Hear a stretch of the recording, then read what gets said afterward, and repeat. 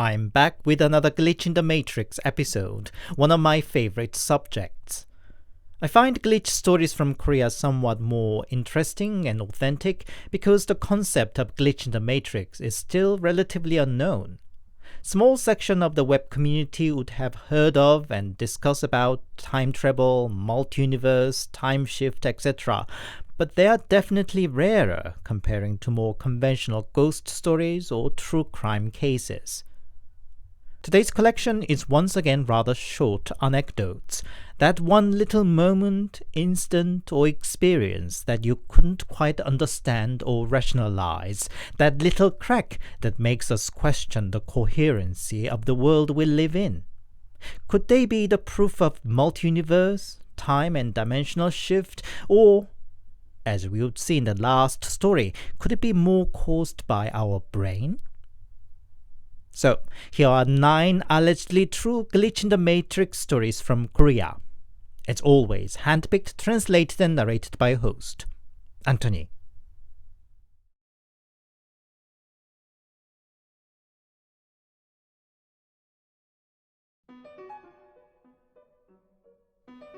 Many years ago, in the late 80s, so it was well before the time of internet and Netflix, one day I was watching the live broadcast of a singing competition show on TV. My older brother joined me and soon asked, "Wasn't that from yesterday?" "Nope, it's on live now," I said. "That's odd. I definitely watched it yesterday." "Have I dreamt it?" brother said. I just shrugged and focused on the show again. But then, when a male and female singer duo contestant appeared on the stage, brother cut in. "Oh, there they are! The duo's winning the first prize!" At the time, I had a keen interest in various mystery and paranormal stories, and vaguely thought, could it be? And my brother proved right. The duo won the first prize indeed. I don't think my brother ever showed any sign of perceptive power again, but the instant assured me that there's something mysterious in the world.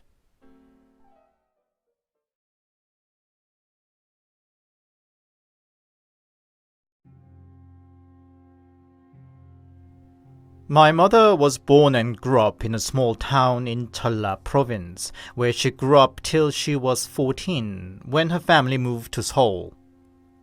It's a similar story for most of her old school friends and neighbors. They all live in and around the capital by now, and still keep occasional contact with each other. Except for one, whom I'll just address as A here. A left their hometown before Mom, and nobody knew where she was and what became of her. The rumor went around since a few years that she was dead, but nobody could confirm it. Then one day, Mom was woken up by a phone call. Unusually, somebody rang the home phone. And that somebody was A. Mom was pleasantly surprised to find her old friend was alive after all, and felt awkward at the same time. After all, they didn't speak for 40 years. Mom, of course, wondered wherever A got hold of the phone number.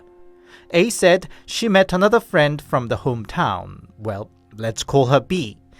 They met for a drink, and B gave Mom's number to A. She carried on mentioning how drunk she got at the end of the evening, and that B paid for a cab to take A back home. Friend B was rather well off and generous, and indeed often picked up the bill of their gathering or pay for cab for friends, so Mom had no reason to doubt the account. Mom passed on the rumor that they heard A was passed away. A just scoffed and explained she was jailed for a time as the result of a serious family feud, and since then she cut all the contacts from old acquaintances and her own family. That was all. A then updated her more recent news, that her mother passed away recently and her siblings lived in this and that part of Seoul now. At the end of the conversation, A said she would visit Mom now. Mom felt a bit uncomfortable to face an old acquaintance whom she hadn't met for 40 years, just like that. It would have been a different story if it were on the occasion of a homecoming gathering or a group reunion, but meeting her alone? Mom excused that she had other engagement later in the day. A insisted that she could wait and meet for a drink even late at night, but Mom gently rebuffed that it would be the best to plan ahead for another day. Only when she finished the call, Mom realized she didn't even get A's number. Because it was on the home phone, there wasn't a record of the call either. She remembered A met their mutual friend B the day earlier and phoned B. And here, the story takes a strange turn. B denied she met A. She did meet yet another mutual friend C the day before, but certainly not A. And by the way, wasn't A already dead? B asked Mom. Mom was a bit shocked, but she knew B loved to play practical jokes and phoned friend C this time. C indeed confirmed that she met friend B. And by the way, A passed away already. I keep a contact with A's family, and so I know that for sure. Surely you are mistaken that you talked with A now? Or did you dream it? Friend C said.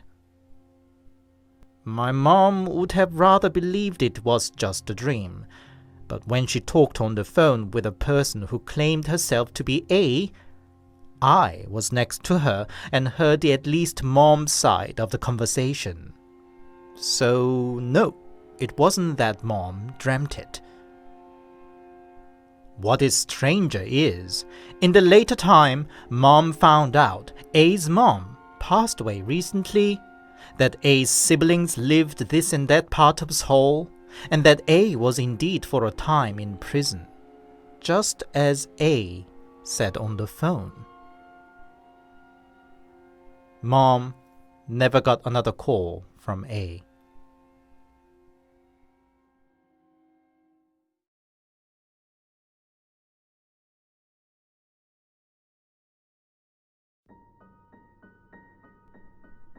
I don't exactly remember how old I was then, but I think I couldn't have been older than 10 or 11. My family home is in a countryside village.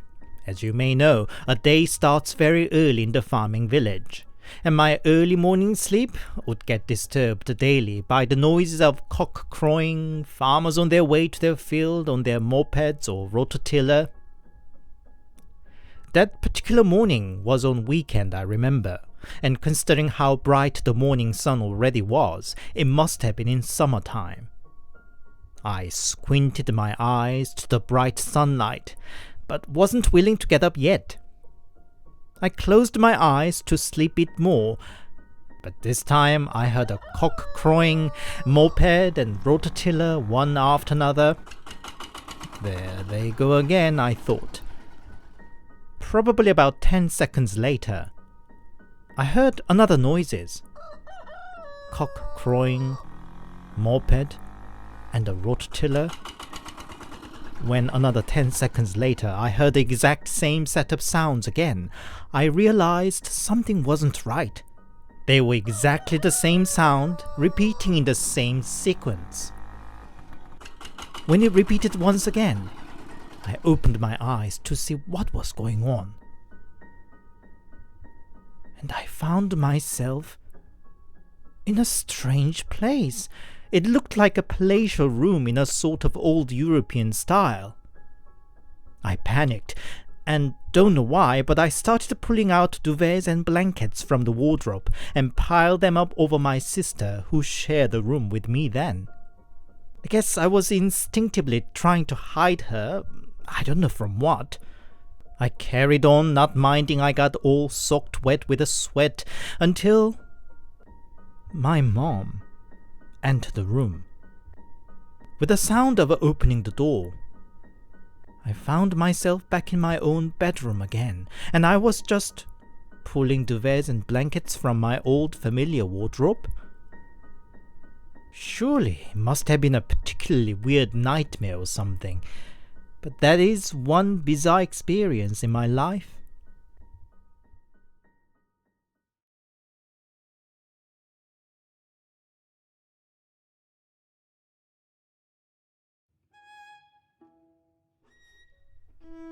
I started my military service in June 2008. Such was my luck, and as soon as I finished the boot camp and was stationed to my post, there was the company-wide combat training. You can imagine it as a sort of a simulated battle game, minus the fun, and that runs relentlessly day and night. It's especially stressful when you are fresh in the new base and dragged into the training even before you got familiarized with a daily routine. I certainly didn't know what was going on and just prayed that I didn't make any mistakes. That particular night's program was attacking and capturing a post in the mountain. Each platoon took turn to perform the task that took little over 30 minutes each. That meant the third platoon that I belonged to had to stay standby for at least an hour and a half at the base camp. Tiring and boring. Then, the platoon leader suggested that we tell each other a scary story to kill time. Whoever told the scariest story would be rewarded with a privilege to visit Post Exchange, basically the only shop available in the base. I was a newbie, so I didn't dare to join in and just listen to what the other senior soldiers should say. They were just typical ghost stories floating around, nothing remarkable. And then it was when a corporal had his turn to tell a story about a guy who had a motorbike accident out on a ride with a friend. He survived, but his friend wasn't as lucky. The spirit of the dead friend kept haunting around him, and in the end, the guy killed himself during the night watch at his army base. The thing was, as soon as he finished his tale, came the moment of a strangely complete silence upon us. We say talking about ghosts actually attract passing spirits, and when a spontaneous and oppressive silence suddenly falls, that signifies a spirit is eavesdropping right next to the storyteller. Whether any of us in the platoon heard of that too or not, there was something chilling about the sudden heavy silence that fell on us 8 guys then. None of them expressed anything, but nobody dared to continue another scary story afterwards. Anyway, it was finally our turn to go and capture the post. Officers played the enemy, and we were supposed to tactically ambush and attack, shooting, throwing grenade and all, albeit they were blank ammos. Nevertheless, its noise is just as loud as the real thing, and the moment the boom of a blank grenade blasted, "You sons of bitches!" a loud and ringing male voice shouted over the blast. We all heard it and were a bit stirred. Did we do something wrong? Was that the officer in charge? But the lieutenant in charge was well known for his gentlemanly manner. Nobody ever heard him swearing like that. It couldn't have been any other soldier either, because my platoon leader was the most senior soldier in our company. But who else then could it be? The shout was heard from a close-up proximity. Everybody looked unsettled, but we were still in the middle of the training, so we just had to carry on. Only when it was all over, senior soldiers gathered together to speculate about the mystery shout, but even they couldn't come to a conclusion. The discussion carried on for the following few days, but apparently nobody had an idea or even heard a shout other than my platoon. A year passed, and the dreaded annual combat training was soon to start again. During one night watch duty, I chatted my senior up about the weird incident from the past year. "What are you talking about? When did that happen?" the senior soldier responded, as if I was talking out of my butt. He was not the brightest tool in the box, so I added all the details to remind him of the mystery shout. But it seemed to ring no bell in him. Following day, I talked to another senior soldier about it. Corporal Hong seemed to have forgotten it completely. I wonder how he could forget when he'd left the entire platoon so creeped out. But the senior soldier's response was, "What are you talking about? When did it happen? When did we ever tell scary stories during a training? You should know well now that we are supposed to keep silent at all times on standby." Actually, he was correct. Even as a mock training, it still assumed a battle situation, and it was actually unthinkable that we set out to have a round telling of scary stories. But how could my memory be false? I saw and was right in the middle of the commotion the mystery shout created. And what about the senior soldiers asking around and speculating to figure out the source into the following day? Could I have dreamed it all up and believed it true the whole time? I couldn't dispute facing all the others claiming such never took place, but I couldn't readily accept it was my hallucination either. I might have been in a high-stress situation, but I've never had any such downright warped memory or hallucination before or since then. It remains one inexplicable instant in my otherwise ordinary life.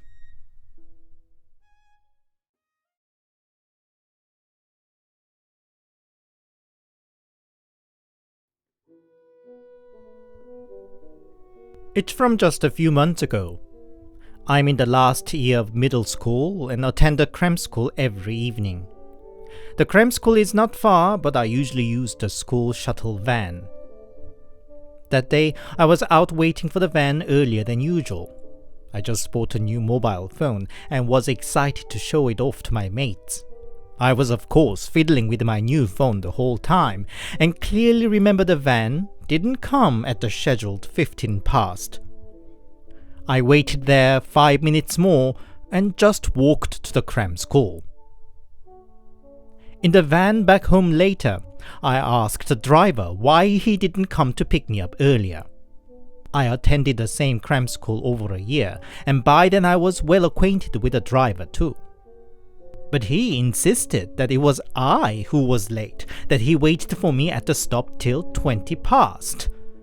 And indeed other mates who used the same van confirmed that he was correct, that I didn't show up earlier in the day. But how could it be? I was right there at the same stop where I'd been waiting for the van almost every day for the past 1 year.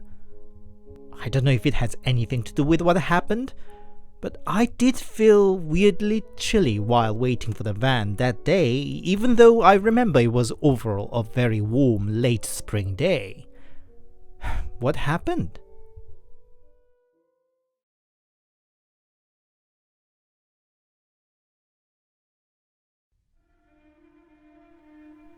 I don't really have any notable experience that could be considered paranormal or bizarre.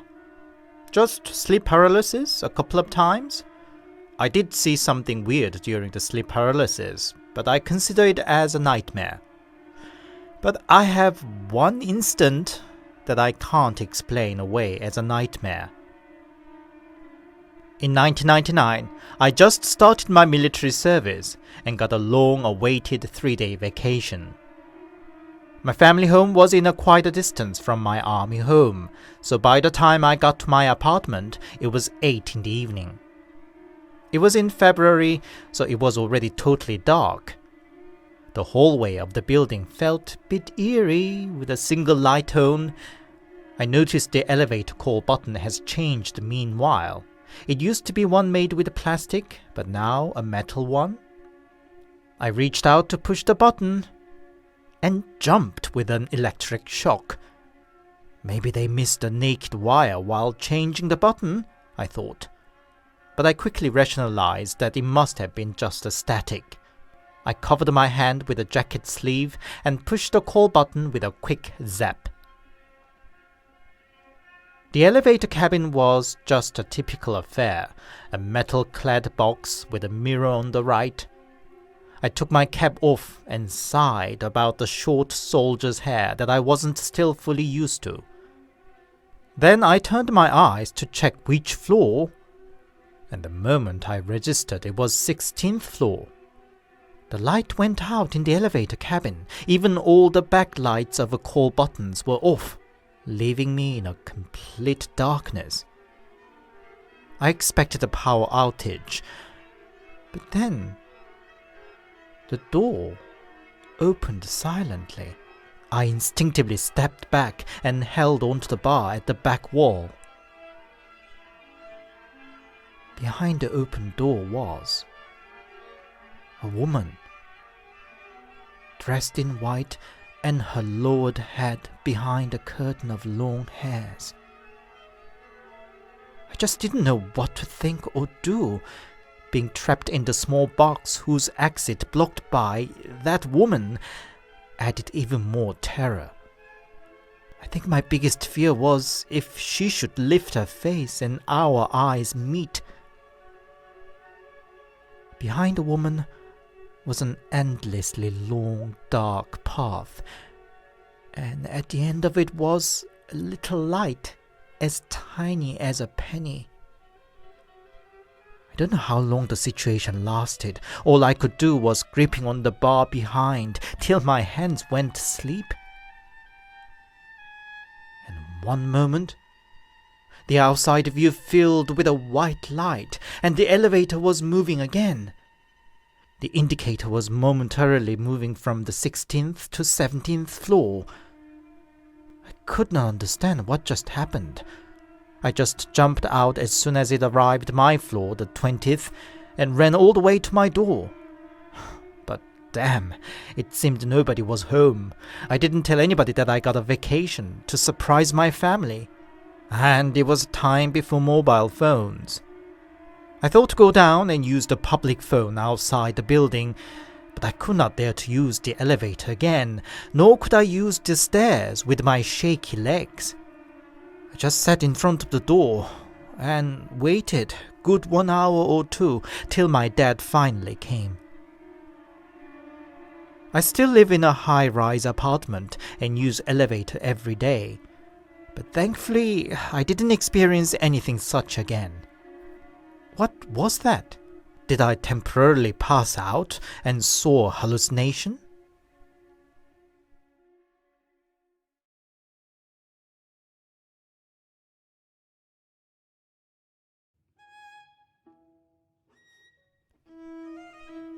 It was last New Year's Day. I went to bed early, about at 9, because I had to wake up earlier than usual that day to help prepare for the visit of relatives. I don't know how long I slept, but I was woken up by the noise from the living room of people talking and laughing. I simply thought they should be my parents and aunts, and went back to sleep. Then once again I woke up with a sound of people talking. By then I could already see it was bright outside. I groggily woke up and headed to the kitchen to grab a glass of water. But there was nobody, either in the kitchen or the living room, which I had to pass through to get to the kitchen. Did I oversleep? Had everybody gone out without me? I checked my parents' and guests' room, and indeed they were all empty. I picked up the landline phone to call my mom to ask where she was, but I could not hear the usual beep sound as I pushed the number buttons. I was struck by the sense that something wasn't quite right. In any case, I felt I needed to pee and went to the bathroom. And inside was a woman, bent over the basin and washing her hair. Water was flowing out from the basin, and I could feel my feet getting wet. The next moment, I woke up. was it all but a dream? I could indeed hear Aunt's voice from outside. But why then were my feet wet? What was happening?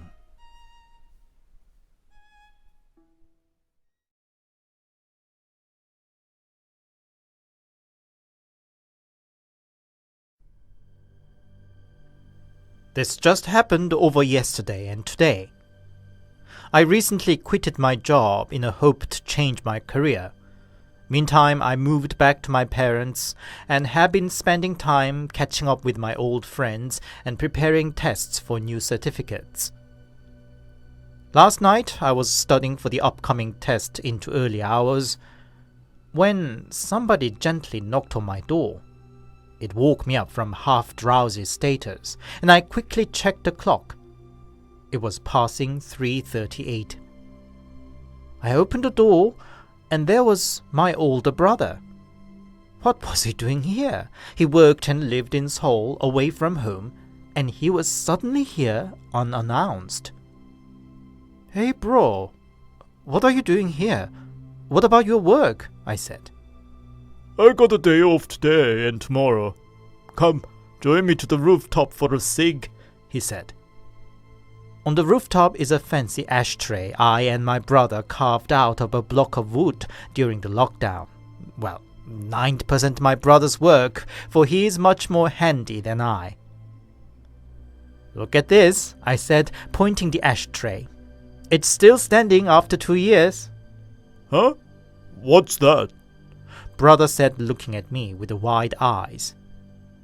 "It's our, well, practically your creation," I said. Really? Oh, he said, and took a close look at it. What was wrong with him? Had his work got so hectic that he was gone a bit mad? I thought. Anyway, one cigarette led to another, and we were just catching up with each other's work and news. My brother lives with his girlfriend of the past 10 years. My parents adore her too, and she's practically a part of the family already. And now, brother was talking shit of her. I can't even write them all down here because his words were so harsh and nasty, but basically he said he got sick of her, couldn't stand that dumb old face anymore, and would dump her soon. My brother is a gentle soul. He hardly ever swears and is mild-tempered. Surely there must be something more serious for him now to talk his girlfriend down so much. Had she cheated on him? I wondered. Nevertheless, I felt a bit odd to see my brother acting so emotional. I could just respond with a vague, "Yeah, well, you have to make your own mind in the end." Brother said I should join him to a walk around the neighborhood, but I felt so tired and emotionally unsettled that I just told him that I had to go to bed. Indeed, I came back to my room and straight fell asleep. I woke up almost at noon. I attended my study group, grabbed dinner, and on the way home got a call from my brother. "Hey bro," I said. where are you? He said. "I'm waiting for the bus in front of the post office." Cool. I think I'm about 10 minutes away. I'll pick you up. Which he did. Before going back home, I suggested to have a smoke first. No thanks. I'm quitting it since 2 months, he said. "Give me a break. What was it that you puffed last night?" I said teasingly. But brother gave me a confused look. "What? We smoked together on the rooftop last night," I said. What are you talking about? I've just come from Seoul now, was brother's response. Now I was confused too. We argued back and forth all the way to the front door of the home. "You are pulling my legs, were you pissed last night or what?" etc. I couldn't accept his claim yet and asked one last question. "Then, bro, You are still together with your girlfriend, then? What are you talking about? Of course I'm together with her. What kind of question is that? Was brother's heated response. I wasn't sure about the last night anymore. Did I dream it all? As soon as we walked in, Mom taunted me. Hey son, what did you do last night? I studied till 4, I said. Just tell me if you had your mates around. I couldn't sleep for all the noise you made last night, Mom said. Apparently she heard some people chatting loudly into early hours of morning. By now, I'm not really sure whatever happened last night.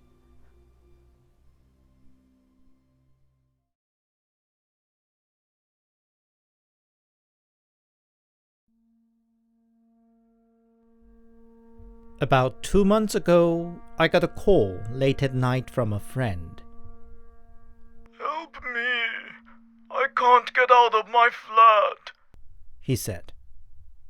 What was he talking about? I asked. I can't find the exit. It feels like I'm stuck in a maze, friend said.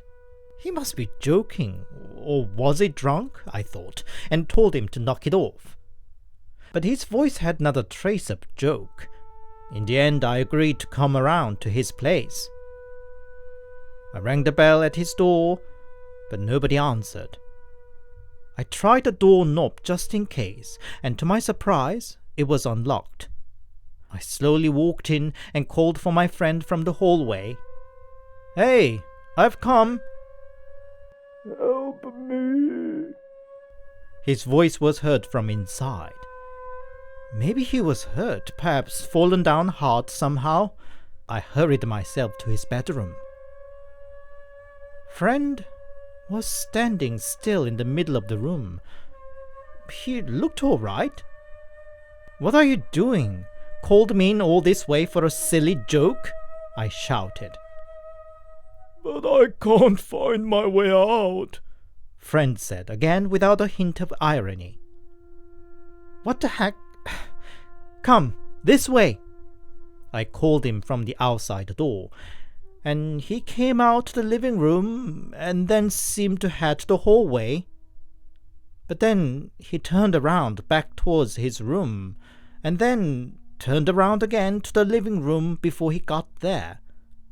And that way he kept making a loop around, with his face getting paler. Stop it! What's wrong with you? I shouted. My panic bursted out as an anger. I don't know, but I'm not joking. I really can't find a way out.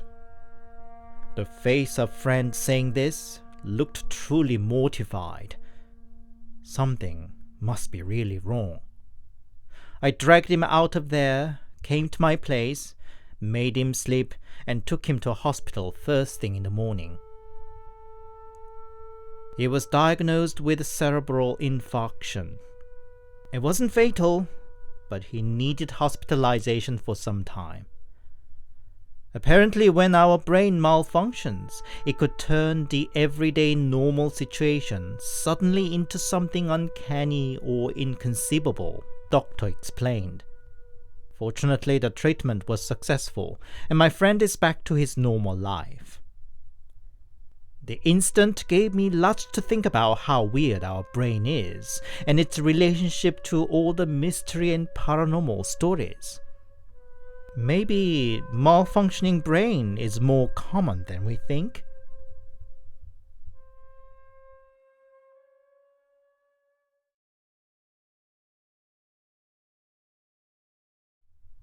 Hi, it's Anthony here, and thank you very much for listening. I hope you enjoyed today's stories. I especially wonder what you thought about the last story. I did read some books by Oliver Sacks, the neurologist and author who wrote about the most bizarre cases of what can happen when our brain malfunctions, and so can understand probably some of glitchy or even paranormal experiences in the broader sense could have caused by a neurological issue. What do you think? If you enjoyed my work, please give it a like and a comment, and please consider subscribing to my channel. If you'd support me more directly, I also have a Buy Me a Coffee account. The link's in the description. Buy Me a Coffee supporters enjoy an early access to my new video. Thank you. Until next Sunday, stay safe and take care.